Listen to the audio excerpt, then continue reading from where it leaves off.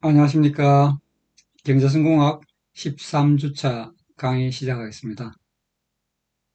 오늘은 여러분에게 회계와 공학경제에 대해서 설명을 드리겠습니다.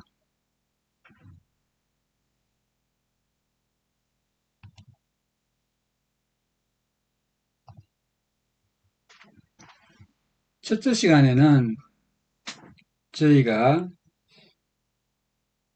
공학경제에서 회계학에 어떤 의미가 있는지, 회계학이 무엇인지, 회계가 어떤 의미를 가지는지에 대해서 기본적으로 설명을 드리고, 회계의 중요한 산출물인 재무제표의 주요한 내용들인 대차 대조표, 손익계산서 등과 관련된 부분은 두 번째, 세 번째 시간에 이어서 계속 설명을 드리겠습니다.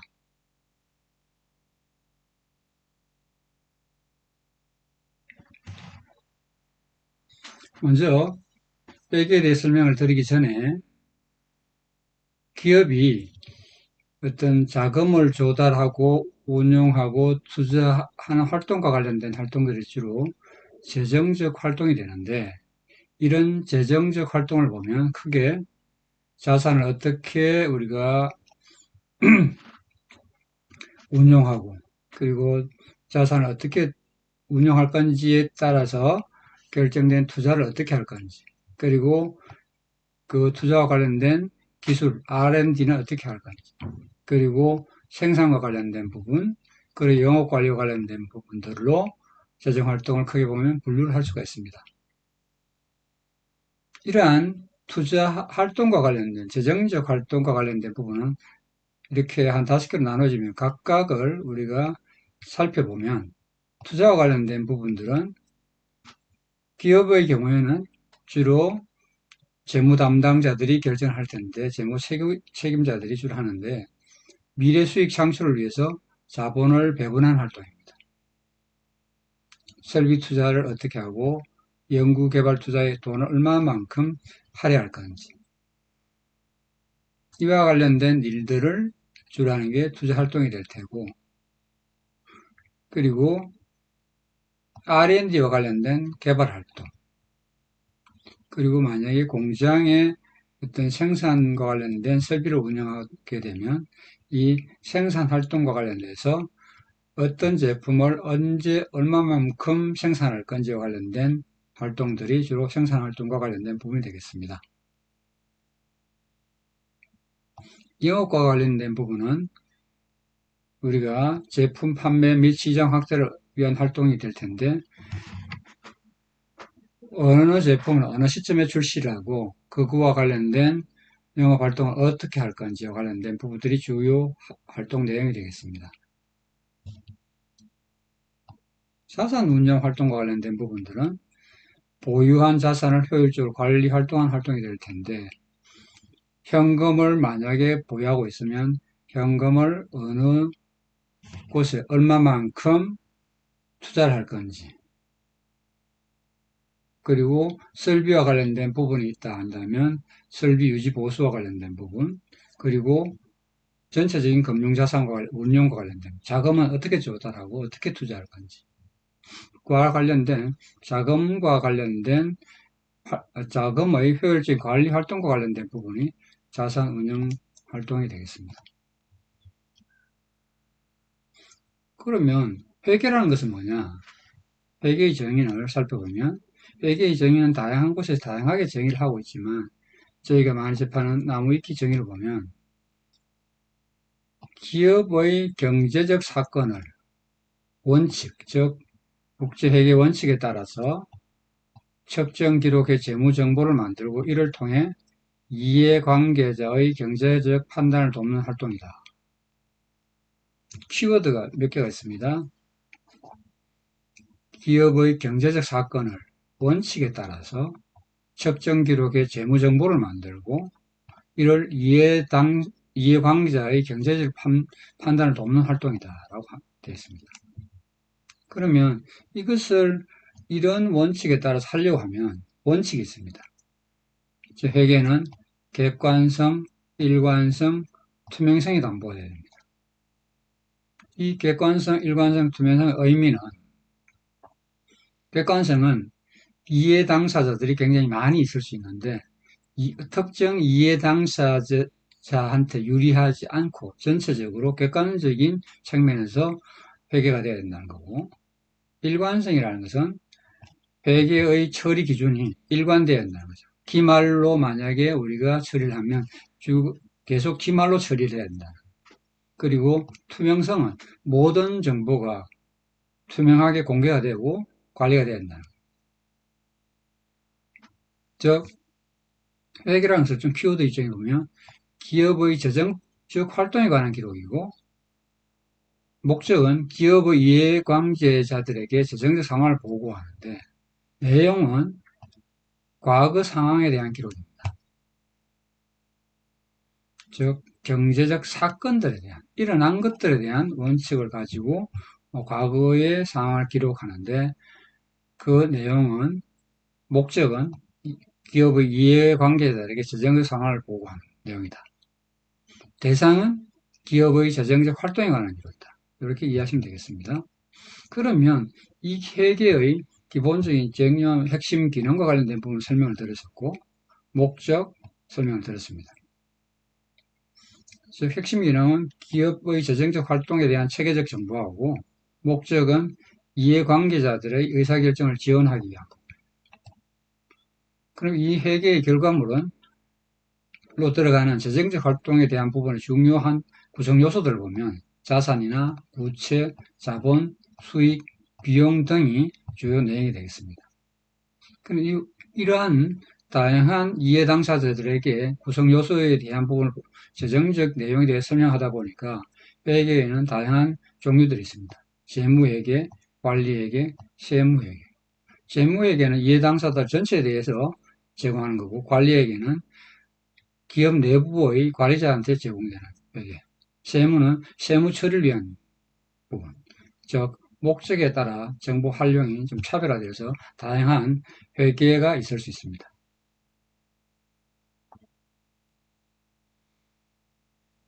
경제성공학은 저희가 미래에 어떠한 투자를 할 건지, 어떤 프로젝트를 수행할지, 수행한 복수가 있으면 어느 것을 하면 좋을지, 단수의 프로젝트인 경우는 이 프로젝트를 하는 게 좋은지 아니면 하지 않는 게 좋은지, 대안의 선택에 대한 어떤 우리가 분석을 주로 하는데, 대상은 미래 상황에 대한 분석입니다.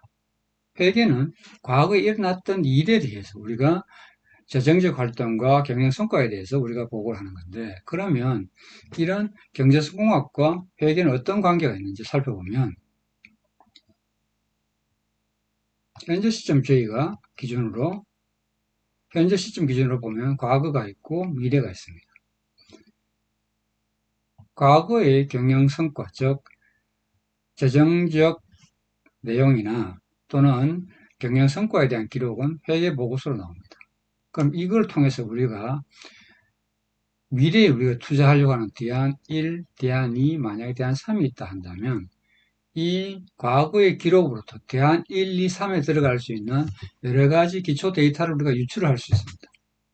이 유출된 것을 통해서 대안에 대한 현금 흐름은 어떻게 운영이 나올 것 같고, 그걸 통해서 우리가 경제성 공학을 통한 방법론을 통해서 분석을 할 수가 있습니다. 따라서 경제성공학에서 회계학은 경제성공학에 필요한 여러 가지 기초 데이터의 백데이터를 산출하는데 필수적인 내용이 되겠습니다. 좀 더 구체적으로 회계, 경제성공학 프로젝트와의 관계를 보면, 프로젝트와의 관계를 살펴보면, 우리가 일반 회계적으로 보면 재정적 상황과 과거 경영 성과에 대한 부분이 회계적으로 정리가 되는데, 정리되는 부분은 우리가 프로젝트를 통해서 실행하고 나면 프로젝트의 성과가 회계 데이터로 넘어갑니다. 그러면 회계 데이터가 정리가 되면 우리가 새로운 어떤 프로젝트를 하겠다 할지 안 할지, 어느 프로젝트를 수행하는 게 좋을지를 분석하는 경제성공학과 관련된 부분에 있어서 보면 그 대안들의 각각에 대한 수익이나 비용을 추정하고, 이 수익과 비용을 추정할 때 회계 데이터 또는 기타 현재 시장에 나와 있는 데이터를 기반으로 추정하게 되어 있습니다. 이때 회계 데이터가 사용이 될 수 있고요. 이런 회계 데이터를 통해서 세전 현금 흐름 추정을 할 수가 있을 테고, 해당 프로젝트에 대한 세전 현금 추정 및 세금 계산을 할 수가 있을 테고, 그리고 회사 전체 차원에서도 당연히 세후 현금 흐름도 추정할 수 있을 겁니다. 그럼 이걸 통해서 새로운 프로젝트에 대한 의사결정, 즉, 우리는 과거에 우리가 있었던 회계 데이터, 그리고 현재 우리가 수행하고자 하는 기술적 여러 가지 프로젝트에 대한 사업 비용을 추정해 봤을 때, 우리가 이 프로젝트를 하는 게 맞는지 하지 않는 게 좋은지를 판단할 수 있을 테고요. 이런 판단이 되고 나면 만약에 하는 게 좋겠다고 판단이 되면 실행으로 가겠습니다. 실행을 하게 되면 기본적으로 실행 성과에 대한 부분이 관리가 될 테고, 관리는 다시 회계 데이터로 넘어가는 이러한 사이클을 가집니다. 즉, 회계 데이터는 경제 성공의 베이스가 되는 어떤 데이터를 추정하거나 산출할 때 활용이 될 수 있고, 경제 성공학 결과를 통해서 프로젝트가 수행 여부가 결정이 되면 그 결과는 다시 회계로 사용이 되는 이와 같은 사이클의 관계를 가지고 있습니다.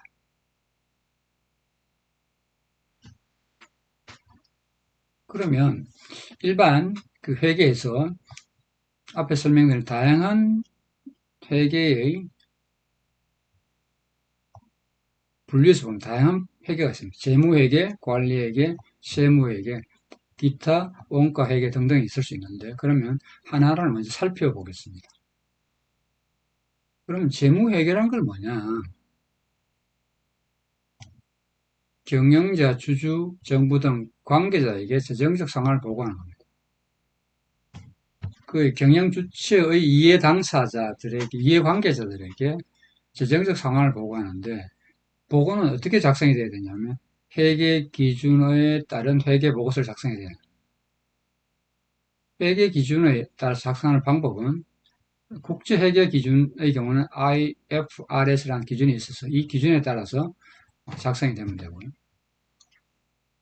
재무 회계는 크게 정의가 기업의 재무 상태와 경영 성과를 외부 이해관계자들에게 보고하기 위해 회계 기준에 따라 정보를 작성 공시하는 회계입니다. 즉, 대상이 재무회계는 뭐냐? 기업의 재무 상태와 경영 성과를 보고하는데 외부의 이해관계자들에게 보고하는 게 목적입니다. 이때 주요 내용은 재무제표, 회계기준 준수, 외부 공시 중심으로 작성이 되고, 상장기업, 즉 그러니까 우리가 코스닥이나 코스피에 상장되어 있는 기업의 경우 연간 보고서를 작성해서 공시를 하게 되겠습니다.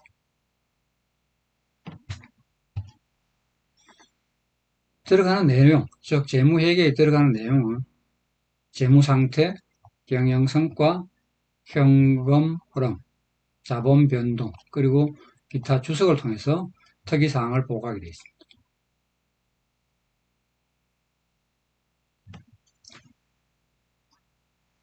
재무상태와 관련된 부분들은 우리가 대차 대조표를 통해서 재무상태표, 즉 대차 대조표를 통해서 특정 시점의 통상한 결산 시점 기준으로 자산과 부채, 자본의 상태를 표현합니다. 그리고 경영성과는 통상 결산기간 동안, 저희가 통상 기업의 경우 1년 단위로 만약에 한다면 1년 동안의 수익, 비용 또는 이익을 표시하게 되어 있습니다.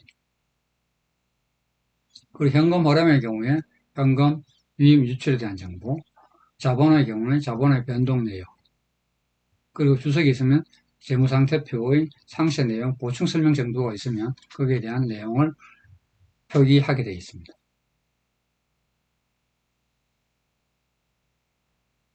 두 번째로 관리회계가 있습니다. 앞에서 재무회계는 외부 이해 당사자들에게 보고합니다. 그런데 여기는 경영자에게 재정적 변화를 일으키는 주요 의사결정을 내리기 위해 유용한 정보를 제공하는 겁니다. 주요 내용은 생산 원가, 수익성, 투자한 평가 등의 특수 목적 회계 보고서 작성입니다. 즉, 관리에게는 기업 내부 경영자의 의사결정을 지원하기 위해서 재무, 비재무 정보를 수집 분석해서 제공하는 시스템입니다. 내용은 원가 분석, 예산관리, 성과평가, 의사결정을 지원하는 내용이 될 테고, 앞에 있는 재무회계에 들어가는 주요한 내용들이 대부분 들어가지만 여기서는 주로 원가회계 부분, 즉 제품이나 서비스의 새로운 것을 만약에 투자를 하거나 어떤 것들을 우리가 할지 말지 결정하게 될 때 원가 계산을 하는 게 주요 항목 중 하나가 될 테고요. 그리고 예산과 관련된 부분, 미래 계획을 수치화해서 연간 예산이나 보험별 예산을 우리가 평가하고 보고하게 되는 내용이 주로 관리회계에 포함됩니다. 그리고 손익분석과 관련된 부분은 이 사업을 하면 좋을지 하지 않으면 좋을지 BEP 분석 같은 것들이 주요 내용이 될 수가 있습니다. 그리고 대안 간의 경제성 분석에서 의사결정에서 이걸 자체적으로 하는 게 좋을지 외주로 용역을 맡겨서 하는 게 좋을지 이와 관련된 부분도 포함이 될 수가 있습니다. 관리에 의해서는 성과 관리와 관련된 부분들은 저희가 기존에 만약에 진행 중인 프로젝트를 한다면 목표 대비 실적을 평가하고 그것들의 기본적인 KPI나 ROI를 평가해서 진행 여부 또는 리스크를 사전적으로 어떻게 대비할 건지 대한 부분들을 관리하는 게 주로 관리 회계의 항목이 되겠습니다. 크게 보면 그러면 재무회계랑 관리회계의 차이점을 보면 재무회계는 외부 이해관계자에게 의사결정을 지원하기 위해서 즉 만약에 어떤 회사의 주식을 사서 내가 투자를 할 건지 말 건지 판단하려고 하면 참고할 수 있는 게 재무회계 자료입니다. 그 회사의 재무회계 자료. 그 재무회계 자료에는 뭐가 있느냐 하면 대차 대조표 그리고 손익계산서 그리고 자본 변동 관련된 부분들이 있을 수 있습니다. 현금 흐름과 관련된 부분이 있을 수 있고요. 그리고 관리회계는 내부 의사결정자를 지원하기 위한 회계입니다. 대상자는 당연히 경영자나 관리자가 될 테고 앞에 재무회계는 명확하게 국제회계 기준에 따라서 작성이 되어야 됩니다. 그런데 관리회계는 명확한 기준이 없기 때문에 내부의 기준에 따라서 작성하면 됩니다. 그리고 재무회계는 상장기업의 경우에 연말 결산은 필수이고 분기, 반기에 대한 정기적 회계 보고서도 발행이 되어야 됩니다. 그리고 이런 재무회계의 그 결과는 주로 과거의 1년간 분기간 또는 연간과 관련된 부분의 실적을 우리가 보고하는 내용이 될 테고 관리회계 타겟은 우리가 진행된 과거의 결과를 가지고 미래에 어떻게 하면 우리가 좋을 건지 어떻게 판단해야 돼 의사결정 위주로 작성되는 경우가 대부분입니다. 그리고 주요 산수물 역시 앞에 재무회계는 대차 대조표, 손익계산서, 그리고 현금 흐름표 등들이 있습니다. 여기에서 관리의 경우는 해당 프로젝트의 예산이나 원가 분석, 성과를 보고해서 경영자나 또는 관리자가 그 프로젝트의 지속 여부 또는 투자 여부에 대한 판단을 하기 위한 자료를 제공하는 데 목적이 있습니다.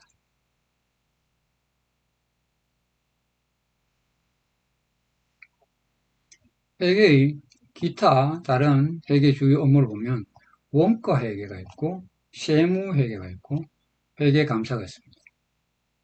원가 회계는 제품이나 서비스에 생산된 소비된 원가를 기록 계산 짓게 하는 거고 다른 것보다 좀 타 회계 업무보다 좀 빈번하게 발생이 됩니다. 주로 한 내용은 제조원가 계산입니다. 단기 이거 계산할 방법은 단기 총 제조원가는 재료비, 노무비, 제조 경비로 계산하고 이를 품목별로 배분해서 제조원가를 산정하는 이런 과정이 원가회계의 주요 내용 중 하나입니다. 기타 원가 흐름 관리도 원가회계에서 할 때 제공품이나 제품의 미소멸 원가로 매출 원가는 소멸 원가로 처리해가지고 재고와 매출 원가 연결하는 이와 관련된 부분들이 원가회계의 주요 업무가 되겠습니다. 즉 제품이나 서비스 생산에 소비된 원가를 어떻게 계산하고 집계할 건지 이에 대한 부분이 원가회계의 주요 내용이 될 테고 세무회계는 법인세나 부가세, 관세, 소득세 등의 세금 산정을 위한 회계입니다. 세목을 계산하고 세무 조정이 필요한 부분을 조정을 하고 세무 신고 조사 및 대응하는 이게 주요 세무회계의 내용이 되겠습니다. 그리고 자체적으로 원가회계나 세무회계 작성된 부분을 제3의 전문가에게 적정성을 판단을 맡기는 회계 감사 업무가 있습니다.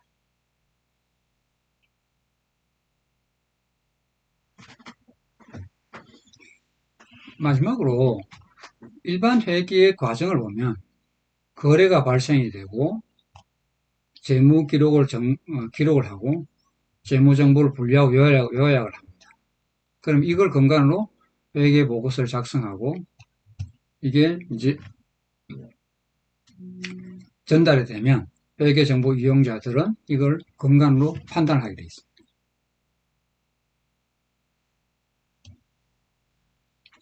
하나의 사례를 가지고 이 프로세스를 따라가 보겠습니다.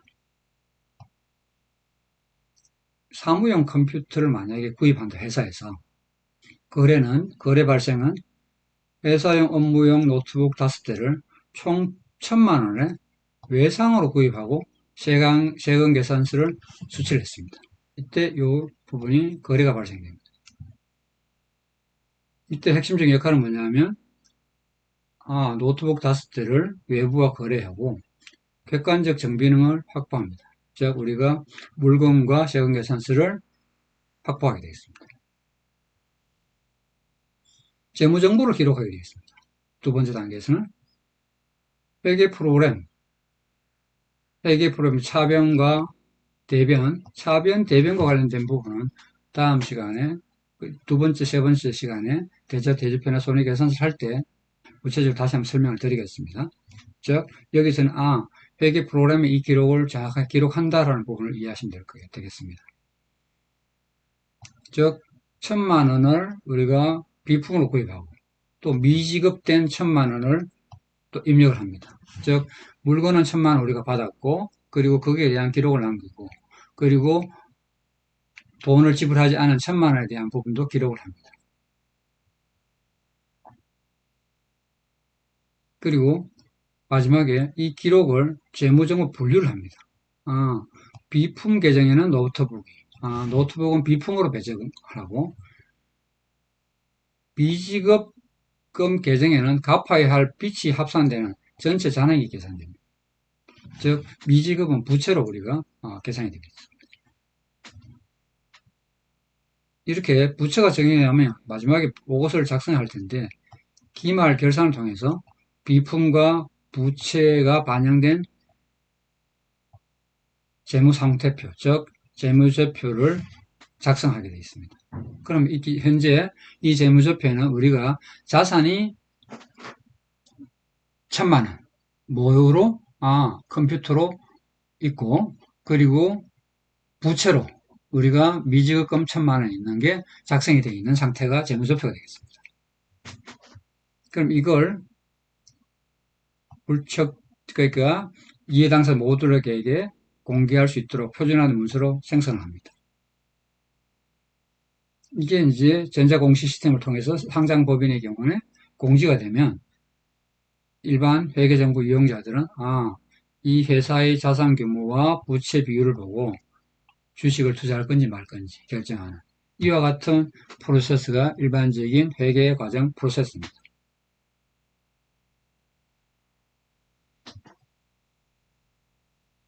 이번 시간에 설명드린 회계의 정의, 산출물, 그리고 회계의 종류 중에, 분류 중에 관리회계, 재무회계, 원가회계에 대해서 이해하시고요. 회계의 과정에 대해서 조금 전에 살펴봤습니다. 전체적인 내용이 어떻게 흘러가고, 그리고 회계의 정의는 어떻게 되어 있는지, 회계의 종류는 어떻게 분류할 수 있는지에 따라서 다양한 이름이 있을 수 있습니다. 전체적인 내용은 회계의 정의 및 산출물, 그리고 회계의 분류, 그리고 회계의 과정에 대해서 이해가 필요하다고 판단이 됩니다. 이것으로 1교시 수업은 마치겠습니다. 수고하셨습니다.